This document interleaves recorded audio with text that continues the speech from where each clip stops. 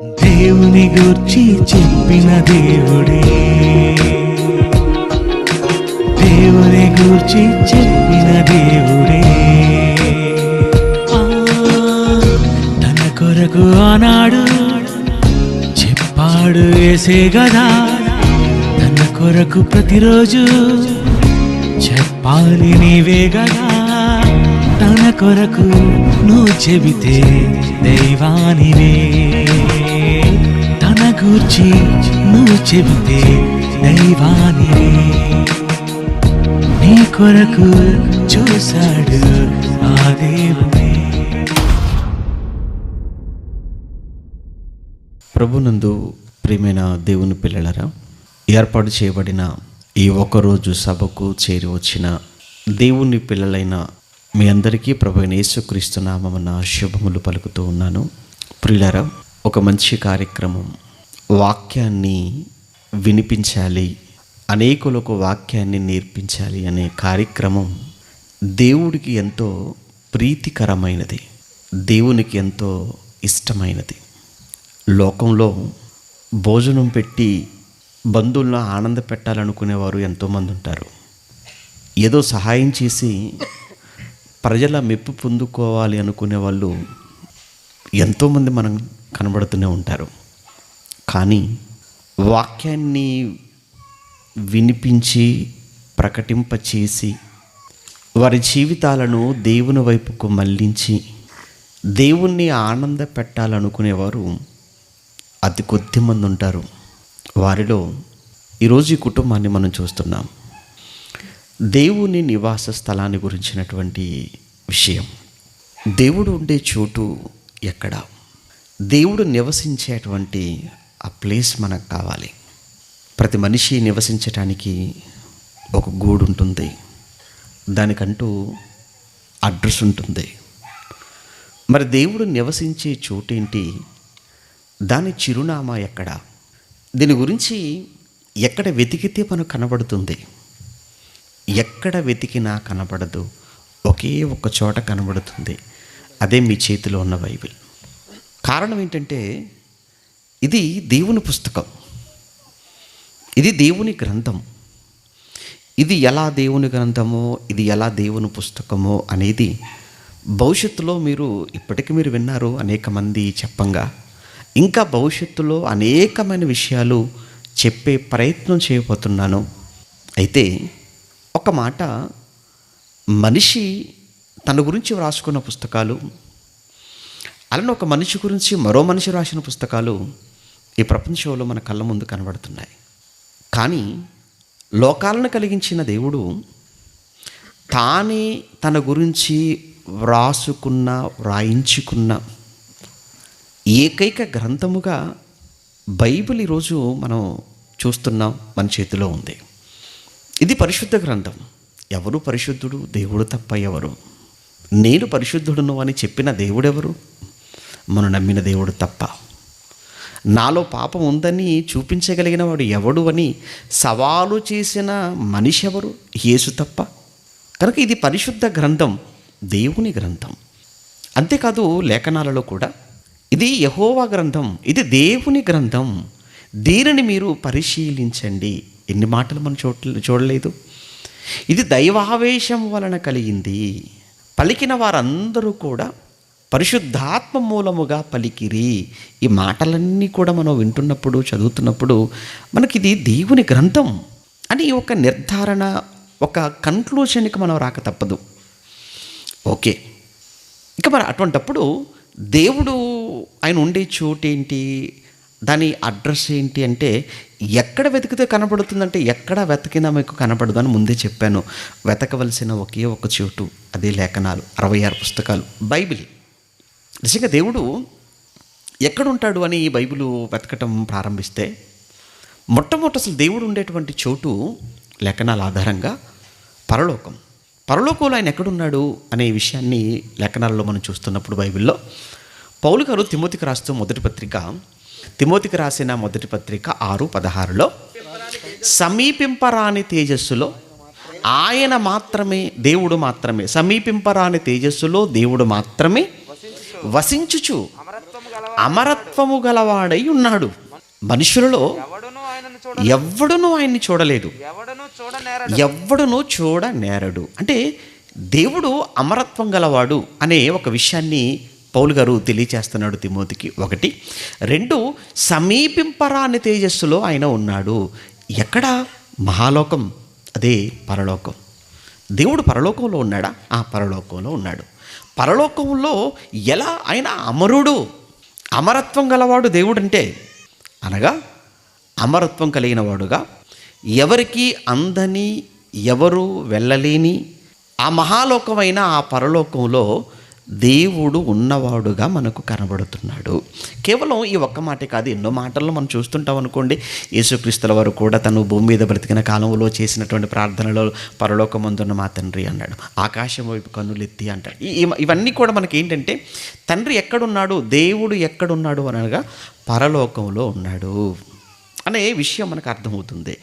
దీన్ని మనం అర్థం చేసుకోవటానికి దీని గురించి పాత నిబంధన కాలంలో యెషయా భక్తుడు లేదా యెషయా ప్రవక్త 57వ అధ్యాయం 15వ వచనంలో మాట్లాడుతూ, యెషయా గ్రంథం 57వ అధ్యాయం 15వ వచనంలో మహాగణుడును మహోన్నతుడును. ఏమండి, ఈ మాట మీరు బాగా చదవాలి. ఈ మాట మీరు అవసరమైతే కంఠత వాక్యంగా నేర్చుకోండి. ఏమండి, అసలు బైబిల్లో ఏటిని కంఠత పెట్టాలో కూడా తెలియదండి చాలామందికి. ఏంటంటే ఏవో వాళ్ళ అవసరాలు తీర్చే మాటలు కొన్ని ఉంటాయి కదా, రాకపోకలో కాపాడతాడంటే అదొక కంఠత వాక్యం అనుకున్నారు. అది అలా కాదు. కంఠత వాక్యము అని అంటే ఈ విధమైనటువంటి మాటలండి. అంటే మనం చెప్పే మాట అది మనిషిని ఆలోచింపచేసేదిగా ఉండాలి, అతనిలో మార్పుకు కారణంగా ఉండాలి, అతని దేవుని యొద్దకు నడిపించేదిగా ఉండాలి, అర్థవంతమైనదిగా ఉండాలి. ఇక్కడ మనం 15వ వచనంలో మనం చూస్తుంటే, మహాగణుడును అంటే దేవుడు గణుడు కాదు, మహాగణుడు. దేవుడు గణుడు కాదు, ఆయన మహాగణుడు. గణుడు అంటేనే గొప్పవాడు కదా, గణుడు అంటేనే గొప్పవాడు అని అర్థం. మహాగణుడు అంటే అసలు ఇంకా ఆయనకు మించిన వారు లేరు, వన్ అండ్ ఓన్లీ ఆయన మాత్రమే, ఏకైక. ఆ మహాగణుడును మహోన్నతుడు. ఉన్నతుడు అంటేనే గొప్పవాడు, ఉన్నతుడు అంటేనే చాలా పెద్దవాడు అని అర్థం. ఇక మహోన్నతుడు అని అంటే ఇక ఆయన తప్ప ఇంకెవ్వరూ లేరు అని అర్థం. అంటే దేవునికి ఉపయోగిస్తున్నటువంటి ఆ పదాలు మీరు బాగా అక్కడ ఆలోచించాలి. 1 మహాగణుడు అన్నాడు, 2 మహోన్నతుడు అన్నాడు, 3 పరిశుద్ధుడును నిత్య నివాసి అయినవాడు ఈలాగు సెలవిచ్చుచున్నాడు. ఎవరు? దేవుడు మాట్లాడుతున్నాడు. ఎవరు దేవుడు? దేవుడెవరు? దేవుడు సెలవిచ్చుచున్నాడు అన్నాడు. ఇంతకు దేవుడు ఎవరయ్యా అంటే దేవుడికి ముందు ఇంట్రడక్షన్ అనమాట. మీకు అర్థమైందా? దేవుడికి ముందు ఇంట్రడక్షన్, దేవుడికి ముందు ఆయన గురించినటువంటి ఉపోద్ఘాతం లాంటిది. ఏంటయ్యా దేవుడి గురించి ఉపోద్ఘాతం అంటే యెషయా గారు ఇచ్చింది? ఆయన గణుడు కాదు, ఆయన మహాగణుడు. ఆయన ఉన్నతుడు కాదు, ఆయన మహోన్నతుడు. ఆయన పరిశుద్ధుడు, నిత్య నివాసి అంటే అర్థం ఏంటి? నిత్యము నివసించేవాడు. ఇదే విషయాన్ని మనం తిమోతి గారితో పౌలు గారు చెప్పడం చూసాం.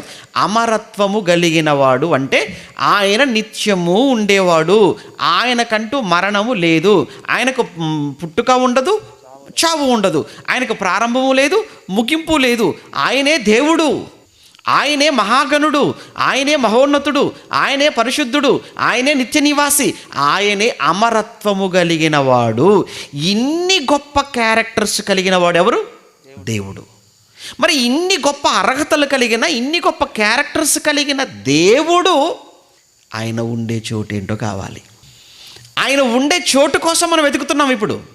ఎందుకంటే ఆయన ఉండే చోటు తెలిస్తే ఇప్పుడు ఎక్కడికి వెళ్ళాలన్న ఆలోచన ఉండదండి. కొంతమందిలో ఉన్న ఆలోచన ఏంటంటే దేవుడు అక్కడ ఉంటాడు, ఇక్కడ ఉంటాడు, ఇంకెక్కడో ఉంటాడు అంటే అర్థం ఏంటంటే ఇక్కడ ఉన్నాడని ఉన్న చోట. వీళ్ళ ఆలోచనలు అంతే కదా, ఎక్కడో ఉంటాడు అనుకుంటున్నారు దేవుడు. ఆ రోజు ఆవిడ అదే కదండి, ఎవరు? ఆ సమరీ స్త్రీ యేసుప్రభుతో మాట్లాడుతుంది కదా. అవునులే, నువ్వేం చెప్తావు మాకు బాగా తెలుసులే, అక్కడ ఉంటాడని చెప్తావు కదా నువ్వు అంటుంది యేసుప్రభుతోనే. అదే కదండి ఆ డిస్కషన్లో. అవును, దేవుని ఇక్కడ కాదు ఆరాధించాల్సింది, ఆ కొండ మీద ఆరాధించవలననే కదా నువ్వు చెప్పబోతున్నావు అని అడ్వాన్స్గా ఏమో చెప్పబోతుంది యేసుప్రభుకి. అంటే ఒక ఫిక్స్ అయిపోయింది ఆవిడ. ఏం ఫిక్స్ అయిపోయిందంటే దేవుడు మా ఊర్లో లేడు, ఎక్కడున్నాడు అని అంటే ఊరు బయట ఒక కొండ, ఆ కొండ పైన కదా ఉంటాడు అని మెంటల్గా ఫిక్స్ అయిపోయి మాట్లాడుతుంది ఆవిడ. అంటే అప్పుడే కాదు, ఇప్పటి వరకు కూడా చూడండి, మీకు విజయవాడ దగ్గర, విజయవాడ ఎంట్రన్స్లో గుణదల ఉంటుంది. ఆ గుణదల పైన ఏముంటుంది? ఆ గుణదల అంటేనే కొండ. ఏమండి ఎక్కడ ఉంటాడు? అక్కడ ఉంటుందన్నమాట అమ్మ. అక్కడికి వెళ్ళాలి. ఏమండి మరి కొంతమంది యెరూషలేము అంటారు. అక్కడికి ఎందుకు వెళ్ళాలి యెరూషలేముకి? అమ్మో అంత మాట అంటారు ఏంటండి? అది పవిత్ర స్థలం, అక్కడ దేవాలయం ఉంది. అక్కడ ఏమండి బెత్తలెహేము అంటే అక్కడ యేసు పుట్టలేదు. అక్కడ మీరే మాకు చెప్తుంటారు. అంటే ఈ విధమైనటువంటి సెంటిమెంట్స్, ఈ విధమైన నమ్మకాలు మనుషులలో నాటి నుంచి నేటి వరకు ఉన్నాయి. అయితే దేవుడు అంటే ఏంటో యెషయా గారు చెప్తున్నారు. ఆయన ఏమనుకుంటున్నారు మీరు? ఆయన మహాగణుడు, ఆయన మహోన్నతుడు, ఆయన పరిశుద్ధుడు, నిత్య నివాసి, అమరత్వం కలిగిన వాడు. అయితే ఆయనను, ఆ పదం చూడాలి ఇప్పుడు, దాని కనెక్షన్, దాని కనెక్టివిటీ, కంజంక్షన్స్ అంటారు ఇంగ్లీష్లో. కంజంక్షన్స్ అంటారు అంటే సెంటెన్స్ కలిపేవి. ఇవి చాలా ప్రాముఖ్యం. అయినను అనే పదం లేదనుకోండి, ఆ సెంటెన్స్ అంతా అపార్థమైపోద్ది.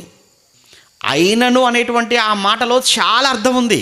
అంటే ఇంత గొప్పవాడు అయినను, అది అర్థం అనమాట. అక్కడ నువ్వు అర్థం చేసుకోవాల్సింది. అర్థమైందా? ఆయన మహాగణుడైనప్పటికీ, మహోన్నతుడైనప్పటికీ, పరిశుద్ధుడైనప్పటికీ, నిత్య నివాసి అయినప్పటికీ, అయినను ఆయన ఇలాగూ సెలవిచ్చుచున్నాడు, నేను మహోన్నతమైన పరిశుద్ధ స్థలములో నివసించువాడను, అయినను వినయము గల వారి ప్రాణమును తృప్తి ఉజ్జీవింపచేయుటకును, నలిగిన వారి ప్రాణమును ఉజ్జీవింపచేయుటకును, వినయము గల వారి యొద్దను, దీన మనస్సు గల వారి యొద్దను నివసించుచున్నాను అనేసాడండి. నేను ఎంత గొప్పవాడిని అయినను నేను వినయము గల వారి యొద్దను, దీన మనస్సు గల వారి యొద్దను నివసించుచున్నాను అని ఒక మాట చెప్పేశాడండి ఆయన. అంటే అంత గొప్పవాడయ్యుండి ఆయన అంటున్నాడు, నేను ఇంత గొప్పవాడినైనా నేను వినయము గల వారి యొద్ద, దీన మనసు గల వారి యొద్ద నేను నివసించుచున్నాను అన్నాడు. అంటే ఇప్పుడు దేవుడట ఆయన ఉన్నటువంటి ఆ మహాలోకమైనటువంటి ఆ పరలోకాన్ని ఆయన విడిచిపెట్టి అవసరమైతే ఆయన వచ్చి ఇక్కడ నివసిస్తాడట. అయితే ఆయన నివసించాలి అని అంటే ఆయన ఒక కండిషన్ పెట్టాడు. ఏంటంటే నేను అందరి యొద్ద నేను నివసించాను. మరి నేను ఎవరి యొద్ద నేను నివసిస్తాను అంటే వినయము గల వారి యొద్ద. వినయము గల వారి యొద్ద అంటే అర్థం ఏంటి? వినయము అని పేరు పెట్టుకుంటే కాదు. ఏమండి దీన మనస్సు గల వారి యొద్ద అంటే ఆ పేరు పెట్టుకుంటే కుదరదు. వినయము అన్నాడు, దీన మనస్సు అన్నాడు. ఈ వినయము దీన మనస్సు అనే ఈ మాటలకు అర్థాలు తెలుసా? ఏమండి వినయము అంటే తగ్గింపు, దీనత్వము, వినయము అని అంటే సాత్వికము లేదా తగ్గింపు అనే అర్థం. అంటే దేవుడు ఎవరి యొద్దకు వచ్చి నివసిస్తాడట? అంత గొప్పవాడు అయినా నేను వినయము గలవారి యొద్ద, దీన మనసు గలవారి యొద్ద నేను నివసించెదను అన్నాడు. ఏమండి మన తగ్గింపు ఎక్కడా? దేవుని ఎదుట కాదు మన తగ్గింపు. ఎందుకంటే దేవుని ఎదుట ఎలాగో తగ్గే ఉంటాం, లేదంటే మనకు కచ్చేస్తాడు కదా ఆయన. మనకు బాగా తెలుసు, మనం బ్రతకనిచ్చిన వాళ్ళం అండి బాగా. అంటే ఎవరి దగ్గర ఎలా ఉండాలో బాగా తెలుసు, ఎవరితో ఎలా ఉంటే మన పనులు అయిపోతాయో మనకు బాగా తెలుసు. అందుకే అంటారు చూసారా, వీడు ఏ ఎండకు ఆ గొడుగు పడతాడండి అంటారు. వీడు ఏ రోటి కాడ పాడ ఆ రోటి దగ్గర పాడతాడండి అంటారు. ఏమండి ఇది కాదు, నువ్వు దేవుని దగ్గర నువ్వు తగ్గించుకొని ఉంటావు. నువ్వు దేవుని యొద్ద తగ్గించుకోవటం కాదు, ప్రార్థనలో తగ్గించుకోవటం కాదు.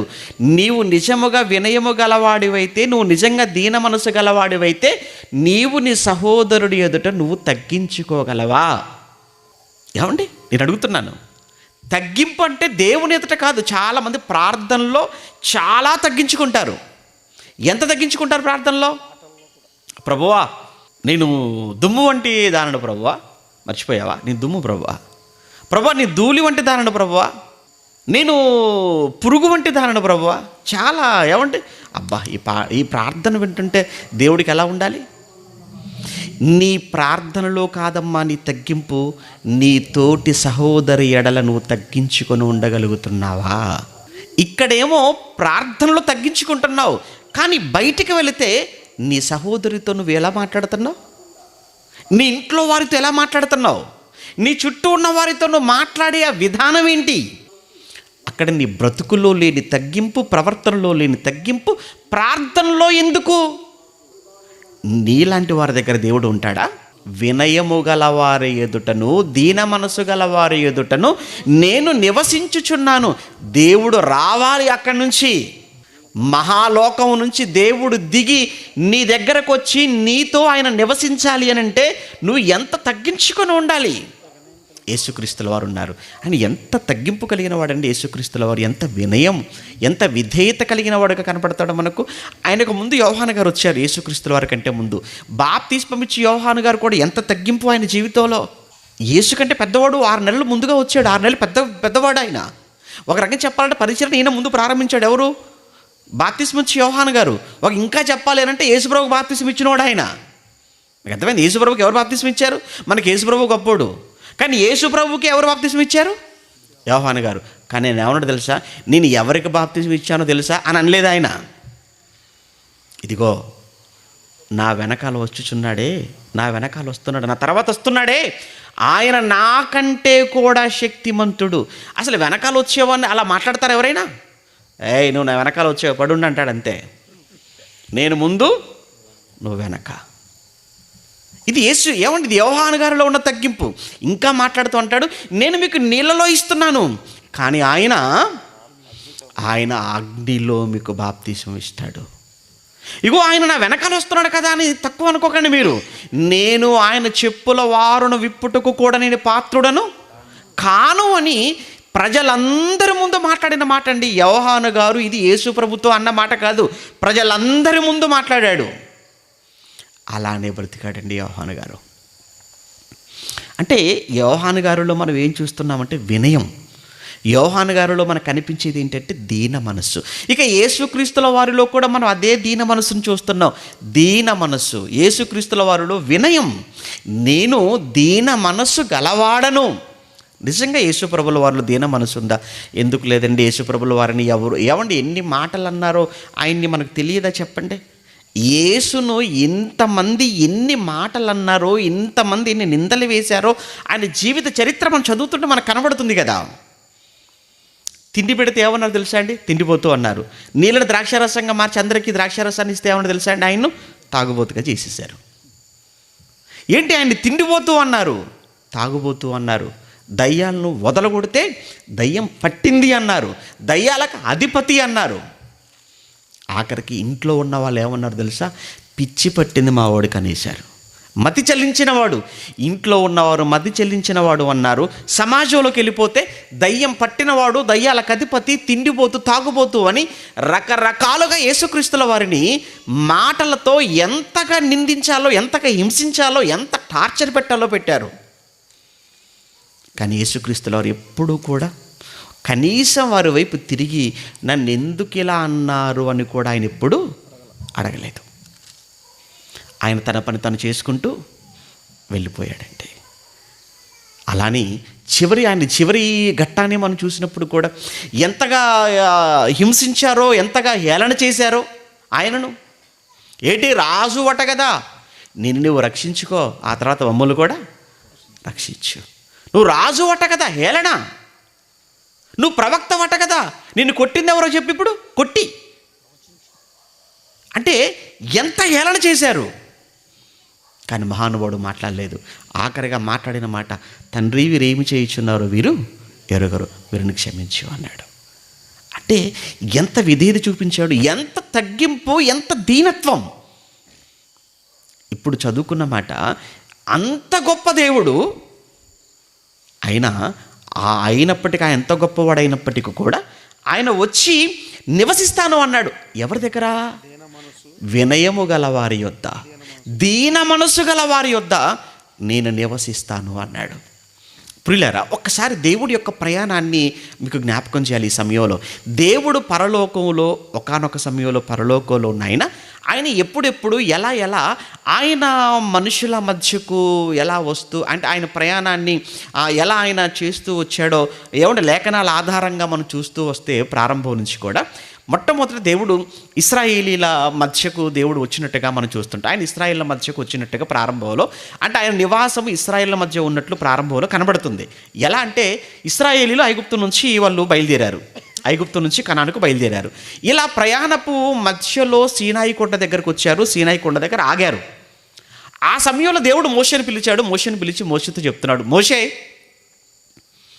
నేను పరలోకంలో ఉన్నాను కదా, ఇప్పుడు అయితే పరలోకంలో ఉన్న నేను పరలోకాన్ని విడిచిపెట్టి నేనిప్పుడు మీ మధ్యకు రావాలనుకుంటున్నాను.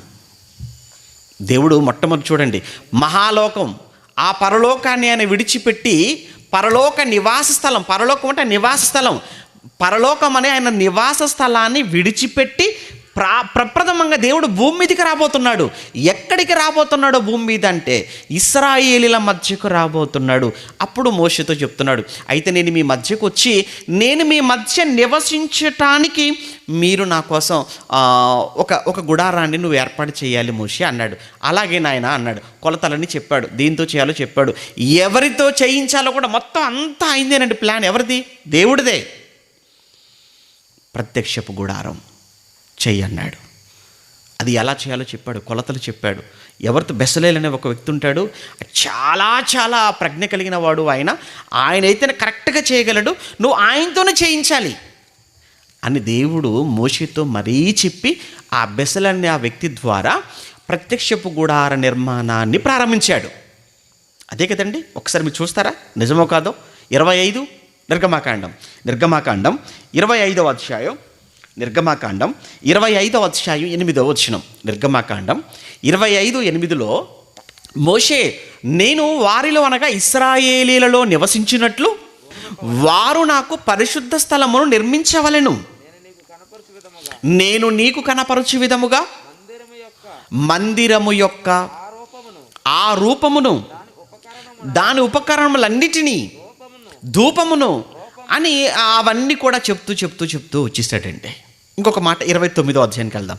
29వ అధ్యాయంలో అదే నిర్గమాకాండం 45వ వచనం, 29:45లో 29:45 వచనానికి వచ్చేటప్పటికి నేను ఇశ్రాయేలీల మధ్య నివసించి, ఆ పదం చూడండి, నేను ఇశ్రాయేలీల మధ్య నివసించి నేను వారికి దేవుడనై ఉందును. ఇప్పుడు అడుగుతున్నాను, ఇశ్రాయేలీల మధ్య నివసించి అని అంటున్నాడు అని అంటే అప్పటి వరకు దేవుడు ఎక్కడ నివసిస్తున్నాడని?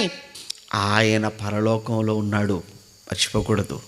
మహాగణుడును, మహోన్నతుడును, పరిశుద్ధుడును, నిత్య నివాసి, పరిశుద్ధ స్థలములో నివసించువాడు అక్కడ. అయితే దేవుడు తన కోరికను చెప్తున్నాడు మోషేతో, మోషే నేను వచ్చేస్తానయ్యా, ఎందుకంటే నా పిల్లలు ఎక్కడ నేను అక్కడ ఉండాలి కదా, కనుక నేను మీ మధ్యకు వస్తాను. అయితే నేను మీ మధ్యకు వచ్చి మీతో ఉండటానికి గుడారాన్ని ఏర్పాటు చేయగలవా అన్నాడు. పరిశుద్ధ స్థలాన్ని ఏర్పాటు చేయగలవా అన్నాడు. చేయగలను. అయితే ఎలా చేయాలి? ఇలా చేయాలి, పలానా వాళ్ళతో చేయించు. ఓకే, అది పూర్తయిపోతుంది. పూర్తయిపోయింది. చివరికి వెళ్ళేటప్పటికి 40వ అధ్యాయానికి వెళ్ళేటప్పటికి 40వ అధ్యాయం నిర్గమాకాండం 40వ అధ్యాయం 34వ వచనానికి వెళ్ళేటప్పటికి నిర్గమాకాండం 40వ అధ్యాయం 34వ వచనంలో అప్పుడు మేఘము ప్రత్యక్షపు గుడారమును కమ్మగా యెహోవా అప్పుడు ప్రత్యక్షపు గుడారము కమ్మగా మేఘము యెహోవా తేజస్సు మందిరమును నింపెను. ఆ మేఘము మందిరము మీద నిలుచుట చేత మందిరము యెహోవా తేజస్సుతో నిండెను గనుక మోషే ప్రత్యక్షపు గుడారములోనికి వెళ్ళలేకుండెను. అంటే మొత్తానికి దేవుని యొక్క తేజస్సు ఆ గుడారమును నింపింది. అంటే ఇప్పుడు ఇక్కడ మనకి ఏం అర్థం కావాలో తెలుసా? పరలోకములో ఉన్న దేవుడు ఇప్పుడు ఎక్కడికి ప్రవేశించాడైతే ఆ గుడారములోనికి ప్రవేశించాడు. పరలోకము నుంచి మనం అంటాం కదా గృహప్రవేశం అని, కట్టిన తర్వాత గృహంలోకి నూతన గృహంలోనికి వెళ్ళిపోతుంటాం కదా, అలానే పరలోకం నుంచి దేవుడు ఎక్కడికి వచ్చాడు అని అంటే ఈ చిన్ని గుడారంలోనికి వచ్చేసాడట. ఆయన తేజస్సు ఆ గుడారంలో నింపబడిపోయినట్టుగా ఇక్కడ మనం చూస్తున్నాం. అంటే దేవుడు ఇప్పుడు పరలోకాన్ని విడిచిపెట్టి ఎక్కడికి వచ్చాడు? గుడారంలోనికి. ఆ గుడారం ఎవరి మధ్య ఉంది? ఆ ప్రత్యక్ష గుడారం ఇశ్రాయేళ్ల మధ్య. అంటే ఇప్పుడు దేవుడు ఎవరి మధ్య ఉన్నాడు? ఇశ్రాయేళ్ల మధ్య. ఎందులో ఉన్నట్టు కనబడుతుంది? గుడారంలో, ప్రత్యక్ష గుడారంలో ఉన్నట్లు కనబడుతుంది. ఈ గుడారంలో ఎంతకాలం ఉన్నాడు? ఈ గుడారంలో ఎంతకాలం ఉన్నాడు? ఈ గుడారంలోనే ఉన్నాడా? ఈ గుడారంలో నుంచి ఇంకెక్కడికైనా వెళ్ళాడా దేవుడు? ప్లేస్ ఏమైనా మారిందా? ఏమైనా షిఫ్ట్ అయ్యాడా ఆయన? అంటే షిఫ్ట్ అయినట్టుగా మనకు కనబడుతుంది. షిఫ్ట్ ఆయన అవ్వటం కాదు, షిఫ్ట్ చేశారు దేవుణ్ణి మరొక ప్లేస్కి ఆయన షిఫ్ట్ చేసేసారు. ఇంతకీ షిఫ్ట్ చేయాలన్న ఆలోచన అసలు ఎవరికి కలిగింది అని అంటే దావీదు గారికి కలిగిందట. దావీదు రాజు అవుతాడు. రాజై సింహాసనం మీద కూర్చుంటాడు. అంతఃపురంలో తిరుగుతున్నాడు. కింద ఎక్కడో ప్రత్యక్ష గుడారంలో దేవుని మందసాన్ని చూశాడు. వెంటనే ఏమని గదిలోకి వెళ్ళిపోయాడు. చాలా చాలా చాలా ఆలోచించాడు. అసలు నేనేంటి అంతఃపురంలో ఉన్నాను, దేవుడేంటి, దేవుని మందసం ఏంటి ఆ చిన్న గుడారంలో ఉండిపోయింది, అసలు దేవుడు ఎక్కడ ఉండాలి, నేను ఎక్కడ ఉండాలి? ఎక్కడో అరణ్యములో, కొండల్లో, లోయల్లో గొర్రెలు కాచుకుంటూ ఉన్న నన్ను తీసుకుని వచ్చి దేవుడేమో అంతఃపురంలో పెట్టి నన్ను ఇంత గొప్పవాణ్ణి చేసిన దేవుడు వెళ్ళి ఎక్కడో చిన్ని గుడారంలో ఉండటమా? ఇది సరి అయినది కాదు అని వెంటనే దేవునికి అర్జెంటుగా ఒక పెద్ద మందిరం కట్టాలి, నేనున్న అంతఃపురాన్ని కంటే కూడా ఉన్నతమైన దేవుని కోసం కట్టాలి అని ఆలోచించి వెంటనే నాతాను ప్రవక్త కౌరు పెట్టగా నాతాను ప్రవక్త వచ్చాడు. నాతాను ప్రవక్తతో చెప్తున్నాడు, ప్రవక్తగా నాతాను గారు, అర్జెంటుగా దేవునికి నేను మందిరాన్ని కట్టాలి, ఆ మందిరం చరిత్రలో నిలిచిపోయేంత గొప్పదిగా ఉండబోతుంది అన్నాడు. అప్పుడు నాతాను ప్రవక్త కూడా అన్నాడు, వెరీ గుడ్, ఇప్పటివరకు ఎవరికి రాని ఆలోచన నీకు వచ్చిందయ్యా, చాలా సంతోషం అన్నాడు. ఈలోపు నాతాను ప్రవక్త మరలా వచ్చి దావీదు గారు అన్నారు, చెప్పండి. అయితే దేవుడు మందిరము కట్టాలన్న మీ ఆలోచన ఏదైతే ఉందో దీనికి దేవుడు ఒప్పుకోలేదు. ఎందుకు ఒప్పుకోలేదు? ఒక్కసారి నీ చేతులు చూసుకో, ఒక్కసారి నీ చేతులు చూడు, ఒక్కసారి నీ గతాన్ని జ్ఞాపకం చేసుకో. అంత రక్త చరిత్రే. నీ చేతులు రక్తముతో తడిసి ముద్దయిపోయాయి కనుక రక్తముతో తడిసి ముద్దైన నీ చేతుల ద్వారా నువ్వు సంపాదించింది లేదా ఆ రక్తపు చేతులతో ఈ మందిరాన్ని నువ్వు కట్టడం ఆయనకి ఇష్టం లేదయ్యా. అయితే నీ కోరిక నీ కొడుకు తీరుస్తాడు, నువ్వైతే వద్దు అనగానే ఏమీ బాధపడలేదండి, ఏమీ బాధపడలేదు. ఒకటి అనుకున్నాడు, మందిరాన్ని కట్టొద్దని అన్నాడే కానీ మందిరానికి అవసరమైన సామాగ్రిని మాత్రం సమకూర్చొద్దని చెప్పలే కదా. కాబట్టి ఈ రోజు నుంచి నేను ఏం చేస్తాను, ఇక మందిర నిర్మాణానికి అవసరమైన మెటీరియల్ అంతా కూడా సమకూర్చే పనిలో ఉంటాను అని మందిర నిర్మాణానికి అవసరమైనది అంతా కూడా సమకూర్చేశాడు. తన కొడుకు వచ్చేటప్పటికి ఏది కూడా లోటు లేకుండా అంత సెట్ చేసి పెట్టేశాడు. తనకున్న బంగారం అంతా పెట్టేశాడండి దావీదు. నిజంగా ఆ దినవృత్తాంతాల గ్రంథం చదువుతున్నప్పుడు చాలా ఆనందం వేస్తుంది. అయ్యో నా వంతుగా ఇగో నేను ఎంత పెట్టాను మందిరం కోసం, మీరు ఎవరైనా ఇవ్వగలిగితే చేయగలిగితే చేయండి అన్నాడు. ప్రజలకు కూడా అవకాశం ఇచ్చాడు. ఆ తర్వాత దావీదు వెళ్ళిపోతాడు. ఎందుకంటే అయ్యా వద్దు, నీ కొడుకు ద్వారా కనుక సైలెంట్ అయిపోయాడు. అన్ని సమకూర్చేసాడు మెటీరియల్ అంతా. ఆయన వెళ్ళిపోతాడు. ఈలోపు కొడుకు అధికారంలోకి వస్తాడు. కొడుకు అధికారంలోకి వచ్చేసిన తర్వాత ఇక సొలొమోను ఆ మందిర నిర్మాణపు కార్యక్రమాన్ని ప్రారంభించాడు. అయితే మందిర నిర్మాణం కార్యక్రమాన్ని ప్రారంభించి ఆ మందిర నిర్మాణాన్ని కూడా పూర్తి చేసేసాడు. ఇలా మందిర నిర్మాణాన్ని పూర్తి చేసి దాన్ని ప్రతిష్ఠించే రోజు అంటే మందిర ప్రతిష్ఠ జరిగే రోజు సొలొమోను ప్రార్థన చేస్తున్నాడు. ఆయన సొలొమోను చేసినటువంటి ఆ ప్రార్థన ఏదైతే ఉందో బైబిల్ అంతటిలో కూడానండి అతిపెద్ద ప్రార్థన అండి అది. సొలొమోను గారు చేసిన ప్రార్థన ఏదైతే ఉందో మందిర ప్రతిష్ఠ రోజు, అది బైబిల్ అంతటిలో భక్తులందరూ చేసిన ప్రార్థనలో అతి సుదీర్ఘమైన ప్రార్థన ఏదైనా ఉందంటే ఈయన చేసిన ప్రార్థనే. మరియు రాజుల మొదటి గ్రంథాన్ని మీరు చూడగలిగితే రాజుల మొదటి గ్రంథం ఎన్నో అధ్యాయం? 8వ అధ్యాయం అండి. రాజుల మొదటి గ్రంథం మీరు 8వ అధ్యాయాన్ని మీరు చూడగలిగితే 8వ అధ్యాయంలో ఎక్కడి నుంచి ఏమండి ఆయన ప్రార్థన మనకు కనబడుతుంది? 22వ వచనం నుంచి చూడండి. ఏమండి 8వ అధ్యాయం మీరు 22వ వచనం నుంచి మీరు చూడగలిగితే, ఇశ్రాయేలీల సమాజకులందరూ చూచుచుండగా సొలొమోను యెహోవా బలిపీఠం మీద నిలబడి ఆకాశం తట్టు చేతులెత్తి ఇట్లనెను అంటే ప్రార్థన ఆరంభమైంది. ఇలా ఇక్కడి నుంచి ప్రార్థన ఆరంభిస్తే ఎక్కడ ముగించాడో ప్రార్థన మీరు చూస్తారా? 53వ వచనంలో 54లో సొలొమోను ఇలాగు ప్రార్థించుటయు విన్నపము చేయుటయు ముగించి, ఆ పదం చూడండి. ఏంటండి ఇదంతా ప్రార్థనేనా? అంతా ప్రార్థనే. ఈ చేసినటువంటి సొలొమోను గారు చేసిన ఈ ప్రార్థనలోనే ఒక మాట అన్నాడు సొలొమోను గారు. ఏంటంటే, అయ్యా నీవు నీ ఆకారం అది చాలా పెద్దది, నువ్వు చాలా గొప్పవాడివి, అయితే నిన్ను పట్టటానికి నేను కట్టినటువంటి మందిరం ఏం సరిపోతుంది అంటాడు కదా. 27వ వచనం చూస్తారా? 27వ వచనం, నిశ్చయముగా దేవుడు ఈ లోకమందు నివాసము చేయడు, ఆకాశ మహాకాశములు సైతము నిన్ను పట్టజాలవు, నేను కట్టించిన ఈ మందిరము ఎలాగు పట్టును? నేను కట్టించిన ఈ మందిరం, సొలొమోను కట్టిన మందిరము అది ఎంత గొప్ప మందిరం అండి! అంత బంగారం, అంటే అంత బంగారముతో నిర్మించిన బంగారు దేవాలయం, అతిపెద్ద దేవాలయం. అయితే అంత గొప్ప దేవాలయాన్ని కట్టించిన తర్వాత సొలొమోను అంటున్నాడు, అయ్యా నీకు ఈ మందిరం ఏం సరిపోతుంది? నువ్వు ఇందులో నివాసం చేయలేవయ్యా, ఎందుకంటే నీ ఆకారం అంత పెద్దది. తన తండ్రితో అదే కదా చెప్తాడు, ఆకాశము నా సింహాసనము, భూమి నా పాదపీఠము, నా కోసం నువ్వు ఎలాంటిది కట్టగలవయ్యా దావీదు అన్నాడు కదా. అంటే అంత ఆకారం దేవుడిది అయినప్పుడు నేను కట్టింది ఎలా సరిపోతుందని ఇక్కడ సొలొమోను గారు ప్రార్థన చేశారు. కానీ సొలొమోను గారు ఆ మాట అంటూనే ఒక చిన్ని మనవి పెట్టుకున్నాడు దేవుడి దగ్గర, అయ్యా నేను ఇందులో ఉండమని నేను అంటాం లేదులే, కానీ నీ చూపులు ఇటువైపు ఉండి నీ మనసు ఇటు పెట్టి నీ దృష్టి ఇటువైపు ఉంచగలిగితే చాలయ్యా. మనం కూడా పాట పాడతారు కదా, నీ చూపు చాలయ్యా, నీ మాట చాలయ్యా, నీ ఉంటే నాకు చాలయ్యా. సొలొమోను గారు కూడా అదే అన్నాడు, అయ్యా నీ మనసు ఇటు పెడితే చాలు, నీ దృష్టి ఇటు పెడితే చాలు.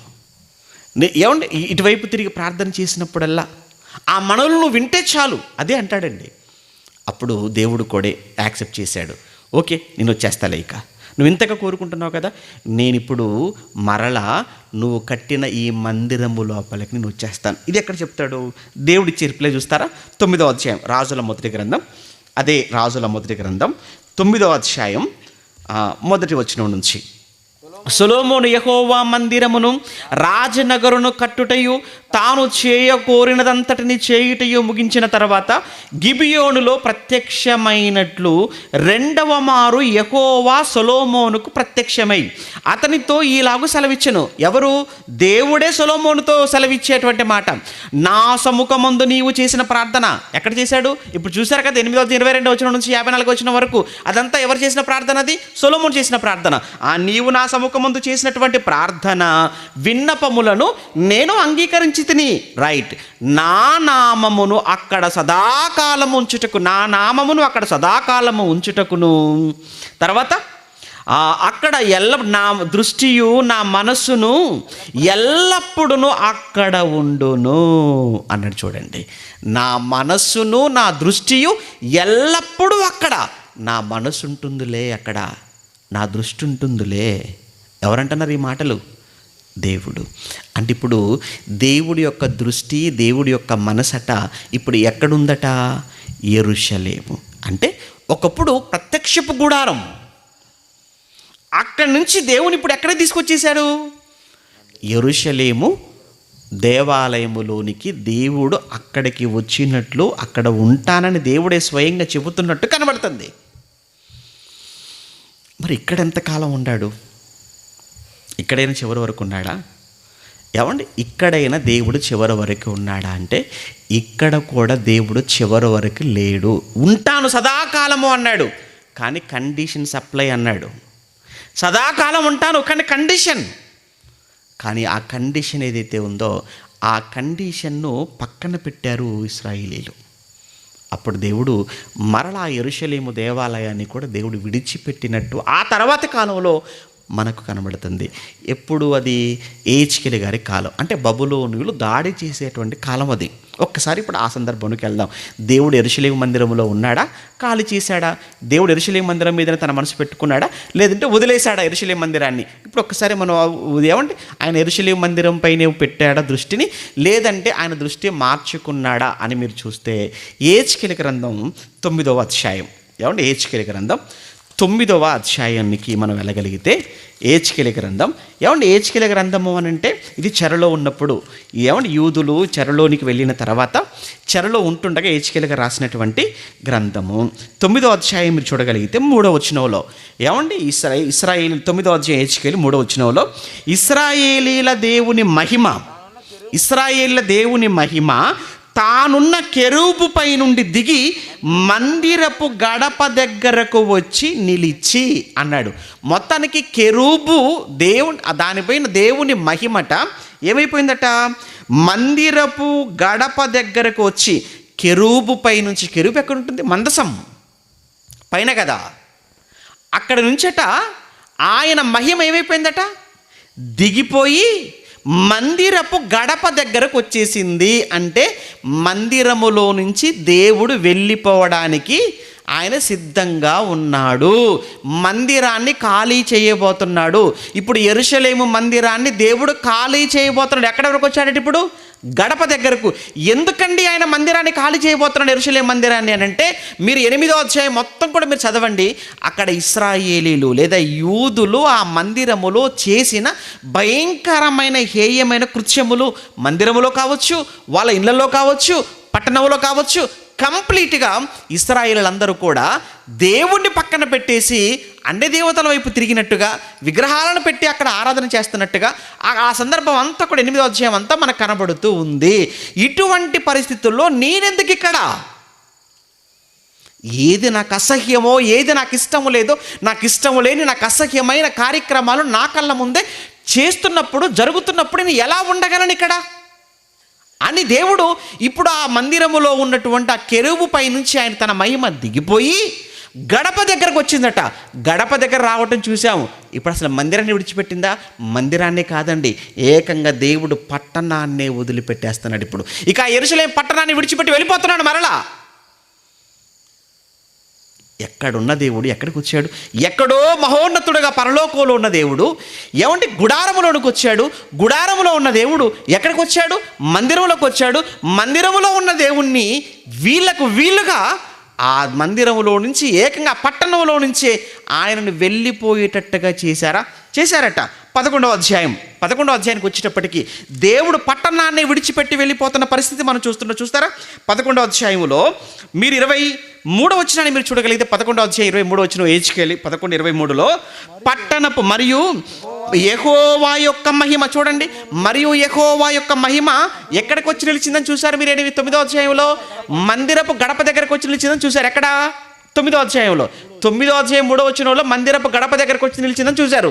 ఇప్పుడు యెహోవా యొక్క మహిమ 9:23లో, 11:23లో, మరియు యెహోవా మహిమ ఇప్పుడు పట్టణములో నుంచి చూసాం. ఇప్పుడు ఏమండి అంటే మందిరపు గడప దాటి పట్టణములోనికి వచ్చి ఇప్పుడు పట్టణము యొక్క ఆ పట్టణములో నుండి పైకెక్కి తూర్పు దిశగానున్న కొండకు పైగా నిలిచిపోయింది. మొత్తానికి పట్టణాన్ని విడిచిపెట్టేస్తుంది. ఇప్పుడు ఆయన మహిమ పట్టణాన్ని విడిచిపెడితే ఏమైపోతుంది అంటే, ఒకవేళ మీరు ప్రశ్నించుకుంటే, ఆయన పట్టణాన్ని విడిచిపెడితే పట్టణం ఉండదు ఇక. ఏమండి, యెహోవా పట్టణమును కాపాడని ఎడల దాని కావలి కాయువారు మేలుకొని ఉండుట వ్యర్థమే. ఎప్పుడైతే ఆయన యెరూషలేము పట్టణాన్ని ఆయన విడిచిపెట్టి వెళ్ళిపోతున్నాడో, ఆ తర్వాత జరిగిన కార్యక్రమం ఏంటో తెలుసా? యెరూషలేము ప్రాకారాలు పడగొట్టబడ్డాయి, మందిరము పడగొట్టబడింది, అగ్ని చేత కాల్చబడింది, అంతా బూడిదగా మారింది. ఏంటిది? యెరూషలేము చరిత్ర. ఎందుకు ఎలా అయింది? దేవుడు విడిచిపెట్టాడు. దేవుడు ఎందుకు విడిచిపెట్టాడు? విడిచిపెట్టేటట్టుగా చేశారు వాళ్ళు, ప్రవర్తించారు. ఇక్కడ మనకేం అర్థం కావాలో తెలుసా?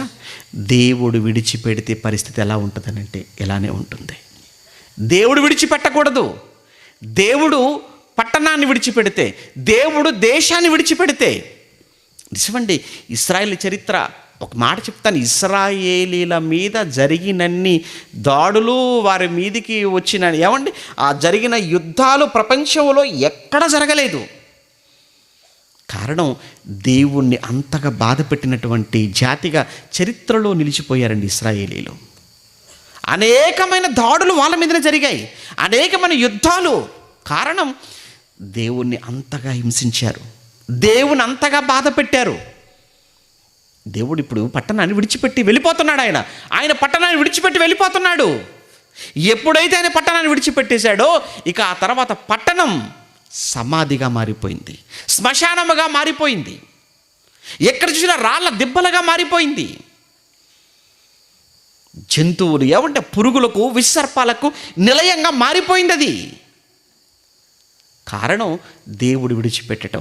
దేవుడు ఉన్నంతకాలం పచ్చగా ఉంది, దేవుడు ఉన్నంతకాలం కలకలాడుతూ ఉంది, దేవుడు ఉన్నంతకాలం ఇటువైపు కన్నెత్తి చూడాలంటే కూడా శత్రువులు భయపడిన పరిస్థితి అండి ఒకానొక సమయంలో.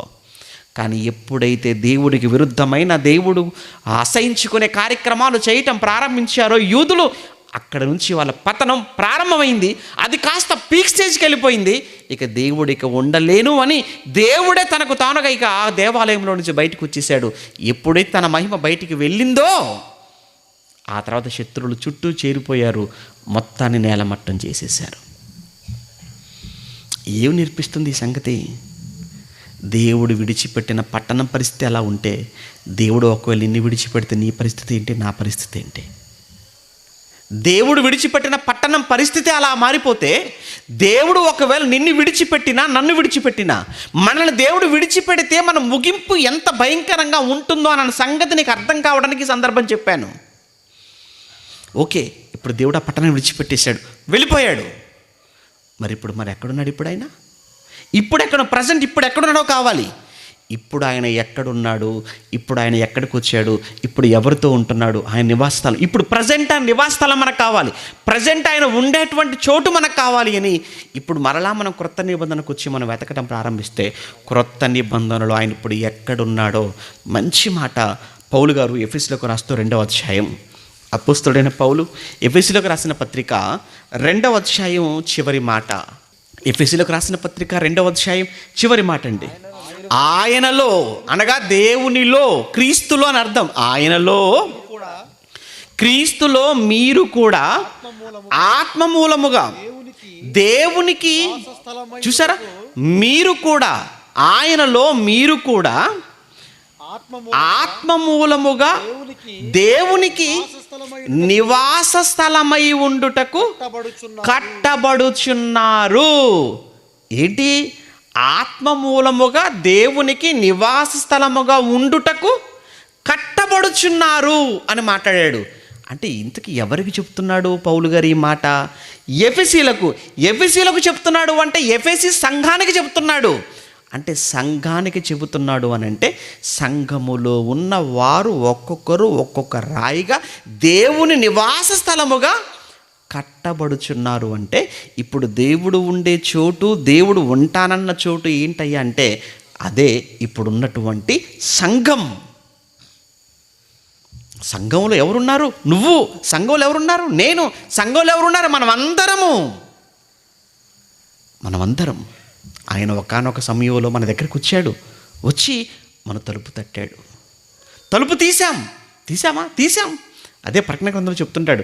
ప్రకటన గ్రంథం 3వ అధ్యాయం 20వ వచనం. ప్రకటన గ్రంథం 3వ అధ్యాయం 20వ వచనంలో, ప్రకటన గ్రంథం 3వ అధ్యాయం 20వ వచనం చూడండి. ఇదిగో నేను తలుపు నొద్ద నిలుచుండి, ఇదిగో నేను తలుపు నొద్ద నిలుచుండి. చూసారా? ఇదిగో నేను తలుపు నొద్ద నిలుచుండి తట్టుచున్నాను. ఇంతకీ ఏ తలుపు? మీ ఇంటి తలుపు కాదు, మీ ఇంటి తలుపులు కాదు ఆయన తడుతుంది, మీ మనస్సు, మీ హృదయాన్ని. హృదయం అనేడు తలుపు నొద్ద నిలుచుండి తట్టుచుండే యేసు నాథుండు అనే పాట ఉంది ఆంధ్రక్రైస్తవ కీర్తనలో. అంటే హృదయం అనే తలుపు అది. ఆ హృదయం అనే ఆ తలుపును ఆయన ఏం చేస్తున్నాడట? తడుతున్నాడట. తీయమని, నువ్వు తీస్తే వస్తా, నాకు నేనుగా పగలగొట్టి వచ్చేటువంటి క్యారెక్టర్ లేనివాడిని కాదు. నేను చాలా మర్యాదస్తును. నేను బలవంతంగా లోపలికి వచ్చే ఆడొస్తాడు బలవంతంగా. ఎవడు? సాతానుగాడు. ఆడే కాదు, 7 ఎంట పెట్టుకుని వచ్చేస్తాడు లోపలికి మరలా. నేను ఆ టైపు కాదు. మీరు ఓపెన్ చేస్తేనే వస్తా, మీరు తీస్తే వస్తా. అంటే మీకు ఏమర్థం కావాలి? బలవంతంగా వచ్చేవాడు కాదు యేసుక్రీస్తు. అంటే బలవంతపు మత మార్పిడికి యేసు ప్రభుల వారు ఆయనకు అసలు ఇష్టం ఉండదు. క్రైస్తవం అసలు మతం కాదు. నువ్వు బలవంతంగా నిన్ను మార్చాల్సిన అవసరం యేసు ప్రభుకే లేదు. ఆయన రాడు, ఆయన ఒప్పుకోడు. నువ్వు ఓపెన్ చేస్తేనే లోపలికి వస్తాడు.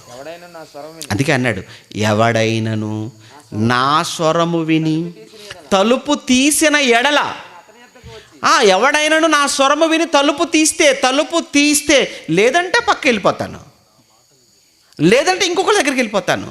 అంతే తప్ప నాకు నేనుగా తలుపు తీసుకుని లోపలికి నేను రాను. నువ్వు తీ, నీకు మంచిది. నువ్వు తెరువు, నీకు ప్రయోజనం. ఎవరు తలుపు తీస్తే ఆయన వారిలోనికి వస్తాడు. ఆయన వారిలోనికి వస్తే ఎంత బాగుంటుంది. ఆయన వారిలో ఉంటే ఎంత బాగుంటుంది. దేవుడు మనలోనికి వస్తే అసలు దేవుడు ఏంటండి, ఆయన ఏంటండి మనలోనికి రావడం? ఒక్కసారి మీరు ఆలోచించండి. దేవుడు ఎంత గొప్పవాడో అందుకే ప్రారంభం వచ్చినవే మీకు చదివించాను. ఆయన మహోన్నతుడును, మహాగణుడును, నిత్య నివాసియు, పరిశుద్ధుడును అని ఈ మాటలన్నీ ప్రారంభంలో మీరు చూశారు కదా. ఎంత గొప్పవాడు ఆయన. అంత గొప్పవాడు నీ తలుపు తడుతున్నాడా? ఆయన నీ లోపలికి వస్తా అంటున్నాడు. ఎవడి మన ఇంటికి ఒక ఎమ్మెల్యే గారు వచ్చారండి, ఎంత గొప్ప అనుకుంటా. ఎంపీ గారు వచ్చారంట, మంత్రి గారు, ముఖ్యమంత్రి గారు, కలెక్టర్ గారు, అబ్బాబ్బా చచ్చిపోతుంటారండి. వాళ్ళు వస్తున్నారంటే ఎంత అడవుడు చేస్తారు. అలా వచ్చేసి కాసేపు కూర్చొని అలా వెళ్ళిపోతారు అంతే. కానీ ఈయన అలా కాదు. మీరు ఓపెన్ చేయండి, నేను వస్తాను. నేను వచ్చి అతనితో నేనును, నాతో కూడా అతనును భోజనము చేయుదుము అన్నాడు. భోజనానికి ఎప్పుడు? నిత్యము. ఇంకో విషయం చెప్పమంటారా? ఆయన మనలోనికి రావాలి. ఆయన మనలోనికి వస్తే ఎలా ఉంటుందో తెలుసా అండి? ఇప్పుడు జనరల్గా మీ ఇంటికి ఎవరైనా ముఖ్య అతిథి ఇచ్చి ఎవరైనా ప్రముఖులు వచ్చారు అనుకోండి, వస్తున్నారు అనుకోండి, అంతెందుకులేండి ఇంటి గురించి ఎందుకు. ఇప్పుడు ఈ కాలనీకి ఎవరైనా మినిస్టర్ గారి ప్రోగ్రాం ఉందనుకోండి, వీధులన్నీ ఎలా బాగు చేస్తారు? ఎంత చక్కగా చేస్తారు. రోడ్లు లేకపోతే రోడ్లు కూడా చేస్తారు. అప్పుడప్పుడు అంటుంటారు, మా ఊరికి ఏమంటే రోడ్డు రానవసరం లేదు, మంత్రి గారు వచ్చినట్టు ఆటోమేటిక్ రోడ్డు కూడా వచ్చేస్తుందండి. అసలు వీధులన్నీ ఎంత శుభ్రంగా ఉంటాయో. ఎప్పుడు వెలగని లైట్లు ఆ రోజు వెలుగుతుంటుంది. ఎప్పుడు కనబడని మనుషులందరూ ఆ రోజు కనబడుతుంటారు. ఎంత చక్కగా ఉంటుంది. నెలకోసారి ఉన్న బాగుండే పర్యటన అనుకుంటారు. ఏమండి ఎందుకు అన్ని చక్కగా చేసేస్తారు కనుక. ఏమండి యేసుక్రీస్తుల వారు లేదా దేవుడు మన హృదయం లోపలికి వస్తే ఏం క్లీన్ అవుతుంది? నాకు జరిగే మేలేంటి, నాకేం ఉపయోగం అని మీరు అనుకోవచ్చు. ఆయన మా ఇంటికి వస్తే ఏంటండి అని.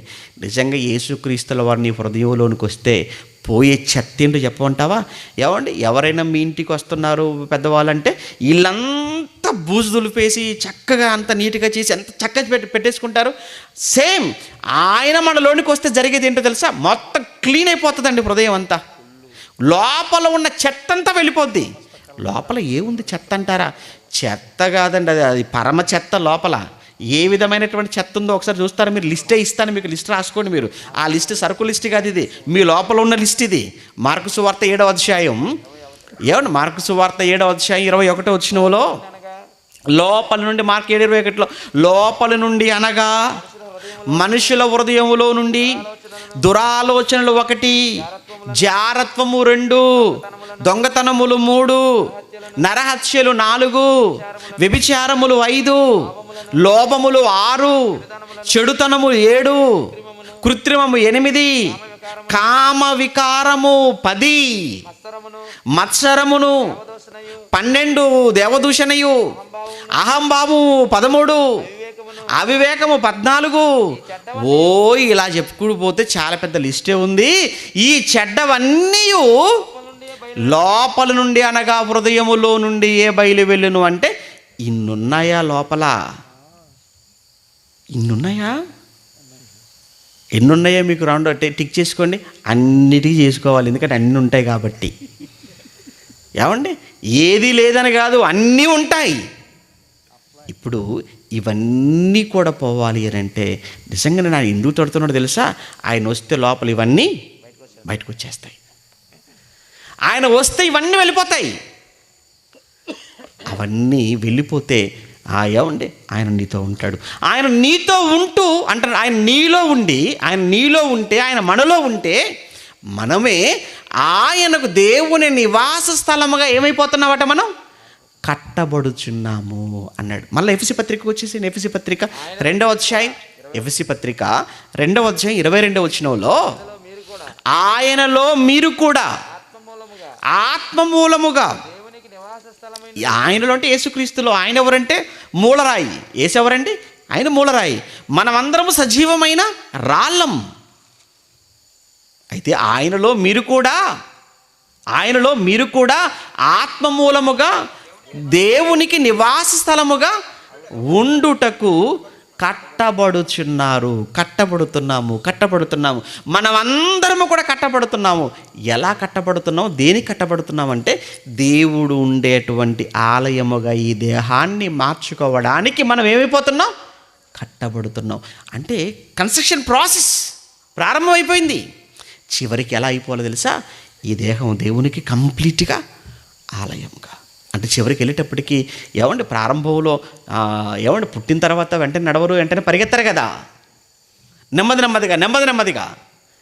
కానీ ఒకానొక సమయం వచ్చేటప్పటికి నువ్వు ఎలా మారాలి అని అంటే దేవుడు కంప్లీట్గా, ఇక దేవుడు ఎక్కడుంటాడంటే యేసుక్రీస్తుల వారు అన్నట్టు దేవుడు ఎక్కడుంటాడు అని ఫిలిప్పు నువ్వు అడుగుతున్నావు కదా.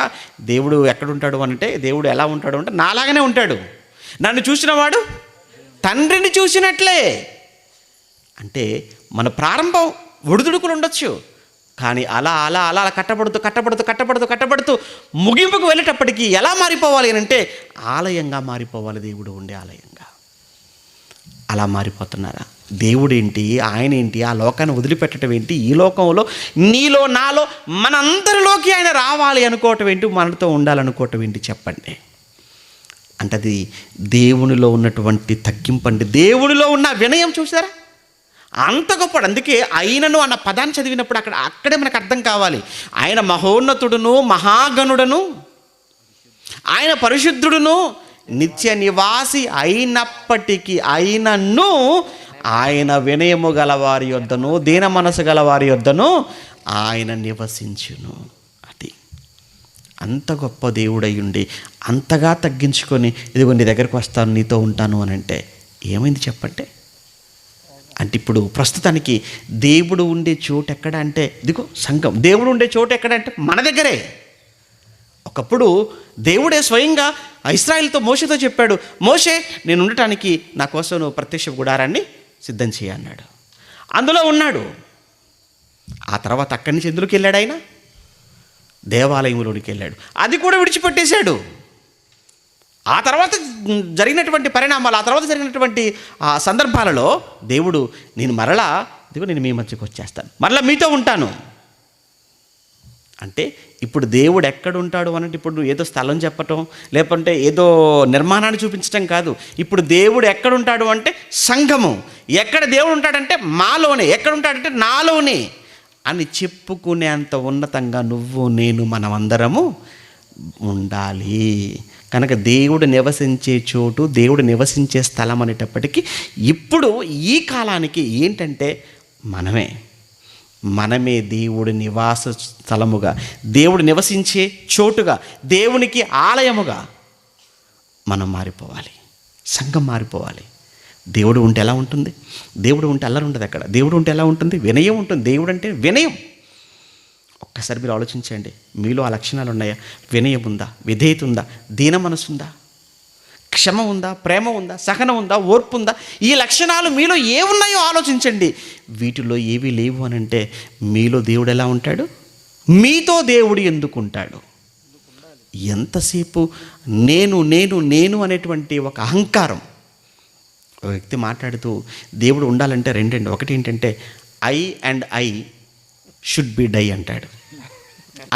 I should be die. I అంటే ఏంటి? మొదటి ఐ అంటే ఏంటంటే నేను అనేటువంటి అహంకారం, నేను అనే ఈ గర్వం చంపు దీన్ని అంటాడు. రెండు ఐ దీన్ని కూడా ఏమంటారు? అయ్యే అంటారు కన్ను మంచిది కాదు, ఈ కన్ను మంచిది కాదు. అందుకే యేసుక్రీస్తుల మత్తయి సువార్తలో మాట్లాడతారు కదా, దేహమునకు దీపము కన్నే అన్నాడు. ఇది చెడిపోయిందా, కంప్లీట్గా దేహమంతయు చీకటిమయంగా మారిపోతుంది అన్నాడు. సర్వేంద్రియానం ఏది ప్రధానం అన్నాడు, నయనం అన్నాడు. కంప్లీట్గా నీ దేహాన్ని నడిపించేది అంతా కూడా ఏంటంటే ఈ కన్ను చావటం అని అంటే కంటి చూపు ఏదో పోవాలని కాదు, కన్ను పోవాలని కాదు. ఈ కంటితో చూసే విధానం ఎలా చూస్తున్నావు?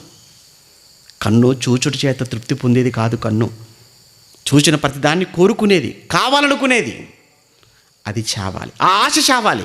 నేను అనే అహంకారము, ఆ గర్వాన్ని చంపిన రోజు, ఈ కన్నుతో నువ్వు చూసే విధానం మారిన రోజు, అప్పుడు నీలో వినయం, అప్పుడు నీలో దీన మనసు, అప్పుడు నీలో తగ్గింపు, అప్పుడు నీలో సాత్వికం, ఇవన్నీ దేవుడు నీ యొద్దకు వచ్చి నీతో నివసించటానికి మార్గం సుగమం చేసినట్టు. కనుక ఆలోచించండి. ఒకప్పుడు గుడారంలో ఉన్నాడు, దేవాలయం యెరూషలేము దేవాలయానికి వెళ్ళాడు, ఖాళీ చేశాడు, పరలోకానికి వెళ్ళిపోయాడు. ఇప్పుడు మరలా ఏమన్నాడు, మీ మధ్యకు వస్తాను, మీతో ఉంటాను. ఇప్పుడు దేవుడు నివసించే చోటు, ఇప్పుడు ఆయన ఏర్పరచుకున్న సంఘం, ఇప్పుడు దేవుడు నివసించే చోటు మనమే అని చెప్పుకునే అంత ఉన్నతంగా మన జీవితాలను మనము భూమి మీద కొనసాగించుకోవాలి. ఆయన ఇక్కడే ఉంటానన్నాడు, మనలోనే ఉంటానన్నాడు. మనతోనే, నీతో నాతో దేవుడు ఉండే పరిస్థితిని మనం కల్పించాలి. ఒకవేళ లేదు అంటావా, దేవుడు ఒకవేళ వెళ్ళిపోతే, దేవుడు ఒకవేళ మనల్ని విడిచిపెడితే, ఒకరోజు యెరూషలేము దేవాలయాన్ని విడిచిపెట్టాడు. యెరూషలేము దేవాలయాన్ని విడిచిపెట్టినందుకు, యెరూషలేము పట్టణాన్ని విడిచిపెట్టినందుకు ఏమైందో చెప్పాను కదా. ఈరోజు దేవుడు నిన్ను విడిచిపెడితే, నన్ను విడిచిపెడితే, మనల్ని దేవుడు వదిలేస్తే మన పరిస్థితి అంతకన్నా ఘోరం. కనుక ఎప్పుడు కూడా దేవుడు ఎవరెవరో మనల్ని వదిలేస్తుంటారు, వాళ్ళు వదిలేయండి. మనిషి మనల్ని వదిలేయటం పెద్ద విషయం కాదు. ఎందుకంటే మనిషి ఏదో ఆశించి మన దగ్గరికి వస్తాడు, ఏదో స్వార్థంతో వస్తాడు, ఏదో కోరుకొని వస్తాడు. వాడు అనుకున్నది అవ్వదు, జరగదు. అప్పుడు మనల్ని ఏం చేస్తాడు, వదిలేస్తాడు. ఇంకా నయం, యేసువుకు జరిగిన ఘోరంతో పోల్చుకుంటే మనకు జరిగేది చాలా చిన్నది. ఎందుకంటే ఆయన ఏకంగా అమ్ముకున్నాడు. యేసువు దగ్గరికి ఏదో ఆశించి వచ్చాడా, ఇస్కరియోతు ఏదో ఆశతో వచ్చాడు, వాడు అనుకున్నది అవ్వలేదు. ఈయనతో ఉంటే వర్కౌట్ అయ్యేటట్టుగా లేదనుకున్నాడు, ఏకంగా ఆయనే అమ్మకానికి పెట్టేశాడు, సంపాదించాడు, యేసుప్రభువునికి సిలువకు అప్పగించేశాడు, వెళ్ళిపోయాడు వాడు. కనుక మనం ఏంటంటే, మనం ఎవరో వదిలేసి వెళ్ళిపోతున్నారనే బాధ కంటే కూడా, దేవుడు నన్ను వదిలేస్తున్నాడా, దేవుడికి నేను దూరం అయిపోతున్నానా, ఈ బాధ మీకు ఎక్కువగా ఉండాలి. కనుక ఒక్కసారి మీరు ఆలోచించండి. ఎప్పుడు కూడా, ఏ పరిస్థితుల్లో కూడా, ఏ సమయంలో కొన్ని సందర్భాలు అనిపిస్తుందండి, ఏంటి అసలు దేవుడు ఉన్నాడా, అసలు ఎందుకు నేను ఈ భక్తి చేయాలి, ఎందుకు నేను ఇక్కడికి రావాలి, ఎందుకు నేను వాక్యం వినాలి, ఎందుకు నేను ప్రార్థన చేయాలి, ఎందుకు నేను పాట పాడాలి, ఎందుకు నేను ఇవ్వాలి అనే పరిస్థితులు మనకు వస్తుంటాయి. అంత భయంకరమైనటువంటి ఆ ఆలోచనలు, ఆ తలంపులు మనలో ప్రారంభమవుతుంటాయి, మనకు వచ్చిన కష్టాలను బట్టి, శ్రమలను బట్టి. కానీ అక్కడే కాస్త మనం ఓపిక చేసుకోవాలి, అక్కడే కాస్త మనం ఓర్చుకోవాలి. ఎందుకంటే యోబుకు వచ్చిన కష్టం, యోబుకు వచ్చిన శ్రమ కంటేనండి మనకి వచ్చేవి చాలా చిన్నవండి. వీటికి మనం దేవుడికి దూరం అయిపోకూడదు. దేవుడు మనల్ని వదిలిపెట్టాడా, మరలా దేవుడు మనల్ని విడిచిపెట్టాడా, ఇక ఆ తర్వాత మన పరిస్థితి మనం ఊహించలేము. చాలా ఘోరంగా ఉంటుంది, చాలా భయంకరంగా మారిపోతుంది. అందుకే ఎట్టి పరిస్థితుల్లో కూడా భార్య వదిలేసిందా, భర్త వదిలేశాడా, పిల్లలు వదిలేశాడా, తల్లిదండ్రులు వదిలేశాడా, ఎవరు వదిలేస్తారో, కానీ దేవుడు వదిలేసిన వారి జీవితాలు మాత్రం అగమ్యగోచరం. దేవుడు వదిలేసిన వారి జీవితాలు అంతర్ధానం అయిపోతాయి.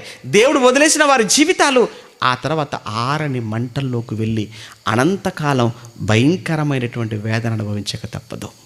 దాన్ని తప్పించుకోవాలి అని అంటే దేవుడు నన్ను వదిలిపెట్టకుండా ఉండాలి, దేవుడు నాతోనే ఉండాలి, నాతో ఉంటానన్నాడు, ఆయన నాతో ఉండాలి అని ఎప్పుడు కోరుకోండి. దేవుడు ఉండే విధంగా మీ మాట, దేవుడు ఉండే విధంగా మీ చూపు, దేవుడు ఉండే విధంగా మీ ఆలోచన, దేవుడు ఉండే విధంగా మన ప్రవర్తనను మనం మార్చుకోగలిగితే దేవుడు మనల్ని వదిలిపెట్టి వెళ్ళడు. కనుక దేవుడు ఉండే చోటు ఏంటన్నమాట, ఇప్పుడు మనమే. నా దగ్గరే ఉన్నాడండి, దేవుడు నాలోనే ఉన్నాడండి, నాతోనే ఉంటాడండి అని చెప్పగలిగే అంత ఎత్తుకు నువ్వు ఎదగాలి. ప్రార్థన చేసుకుందాం. ప్రేమ కలిగిన మా తండ్రి, మీకు వందనాలు నాయనా. మీరు నివసించే చోటు, మీరు నివసించే స్థలం ఏంటో ఒక్కొక్కటిగా మీ లేఖనాలలో నుంచి మేము నేర్చుకుంటూ ఆలోచిస్తూ వచ్చాం. చివరికి మాకు అర్థమైన విషయం, మీరు ఎంతో గొప్ప వాళ్ళై ఉండి మా యుద్ధకు వస్తాను, మాతో ఉంటాను అని మీరు అనటం మాకెంతో ఆనందాన్ని కలిగిస్తుంది, ఎంతో సంతోషాన్ని కలిగిస్తుంది. అయితే మీరు మాతో ఉండటానికి, మీరు మాలో ఉండటానికి మా ప్రవర్తన అంతటిని కూడా తండ్రి మేము సరిచేసుకోవాలి. సరిచేసుకోక తప్పదు. మీరు కానీ మమ్మల్ని విడిచిపెడితే, మీరు కానీ మమ్మల్ని వదిలేస్తే ఆ తర్వాత మా ముగింపు, మా జీవితం ఎంత భయంకరంగా ఉంటుందో కూడా మేము చూసాం. కనుక ఎట్టి పరిస్థితుల్లో కూడా ఏ విధమైన శ్రమలు వచ్చినా, ఏ విధమైన కష్టాలు వచ్చినా, ఏ విధమైన నిందలకైనా, బాధలకైనా భయపడక, ధైర్యం చెడక, మీకు దూరం కాక, అంతకంతకు తండ్రి మా విశ్వాసాన్ని వృద్ధి చేసుకుంటూ, మీపై నమ్మకాన్ని మేము పెంచుకుంటూ, మీకు ఇంకా దగ్గరయ్యే భాగ్యాన్ని మాకు అనుగ్రహించమని కోరుతూ, మరి ముఖ్యంగా ఈ సమయంలో తమ్ముడు నానిబాబు కుటుంబాన్ని మరొక్కసారి మీ చేతులకు అప్పగిస్తున్నాను. వారి తండ్రి గారు మరణించారనేటువంటి నాయన ఆ బాధ మీ పిల్లలకు ఉన్న, అంతకన్నా వారి తండ్రి గారిని కూడా మరణించే లోపు మీ వాక్యముతో మార్చుకున్నారు అనే ఆ సంతోషం వారిలో ఎక్కువగా ఈరోజు మేము చూస్తున్నాం. దానికి కారణమే ఈరోజు జరుగుతున్న ఈ సభ. ఇంతమంది మీ పిల్లలు మీ మాటలు వినటానికి కారణం. తల్లిగారిని మీరు జ్ఞాపకం చేసుకోరండి. తోడబుట్టినటువంటి నాయన తమ్ములను, అన్నను, వాళ్ళందరినీ కూడా తండ్రి పేరు పేరున దీవించి ఆశీర్వదించి, కుటుంబం అంతా కూడా మీరు చక్కగా కట్టపడుతూ మీ వాక్యానికి విధేయులైన మంచి కుటుంబంగా ఉండటకు సహాయం చేయమని వచ్చిన మీ పిల్లలను దీవించండి. ఈ జ్ఞానానికి మమ్మల్ని వారసులు చేసిన మీ కుమారులు మా తండ్రి గారిని జ్ఞాపకం చేసుకోరండి. తిరిగి నాయన మరలా 31 తేలపూరుల ప్రాంతంలో జరిగే సభలను కూడా తండ్రి మీ పాదాల చెంత పెడుతున్నాం. అవి కూడా మీకు మహిమకరంగా జరుగునట్లు సహాయం చేయమని, రేపటి దినాలు జరిగేటువంటి కార్యక్రమం కూడా మీకు మహిమకరంగా జరుగుటకు కృప చూపించమని, మరలా తండ్రి మీ పిల్లలతో కలిసి మీ వాక్యాన్ని పంచుకుని భాగ్యాన్ని అనుగ్రహిస్తారని ఆశిస్తూ క్రీస్తున్నామని ప్రార్థన మీకు సమర్పిస్తున్నాము తండ్రి. ఆమెను. మన తండ్రి అయిన దేవుని ప్రేమ, కుమారుడైన యేసుక్రీస్తుల వారి కృప, పరిశుద్ధాత్మని యొక్క అన్యోన్య సహవాసం ఇప్పుడు ఎల్లప్పుడూ సదాకాలం మనందరికీ తోడు నడిపించును గాక. ఆమేన్.